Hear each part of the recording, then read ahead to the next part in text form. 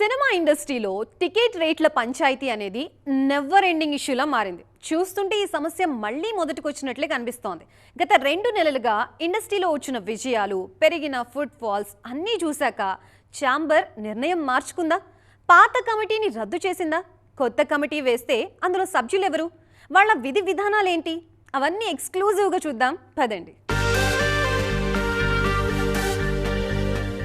కొన్ని రోజులుగా పెద్ది, మా ఇంటి బంగారం, లెనిన్, చెన్నై లవ్ స్టోరీ లాంటి సినిమాలతో ఆడియన్స్ థియేటర్స్కి వస్తున్నారనే విషయం అర్థమవుతోంది. పెరిగిన ఫుట్ఫాల్స్, కలెక్షన్స్ చూశాక ఎగ్జిబిటర్లు మళ్లీ లాభాల బాట పడుతూ డబ్బులు చూస్తున్నారు.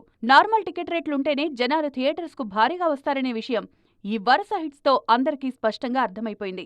ఆడియన్స్ పల్స్ తెలుసుకున్నాక ఫిలిం ఛాంబర్ కూడా టికెట్ రేట్ల ఇష్యూపై పునరాలోచనలో పడిందని తెలుస్తోంది. ఈ క్రమంలోనే టికెట్ రేట్ల పంచాయతీకి చెక్ పెట్టేందుకు పాత కమిటీని రద్దు చేస్తూ ఛాంబర్ సంచలన నిర్ణయం తీసుకుంది.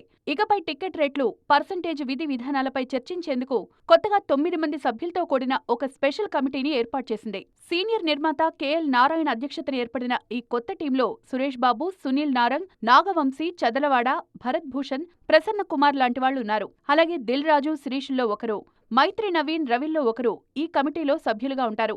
ఈ పెద్దలంతా కలిసి టికెట్ రేట్ల ఇష్యూను డీప్ గా అనలైజ్ చేసి ఒక ఫైనల్ డెసిషన్ తీసుకోబోతున్నారు.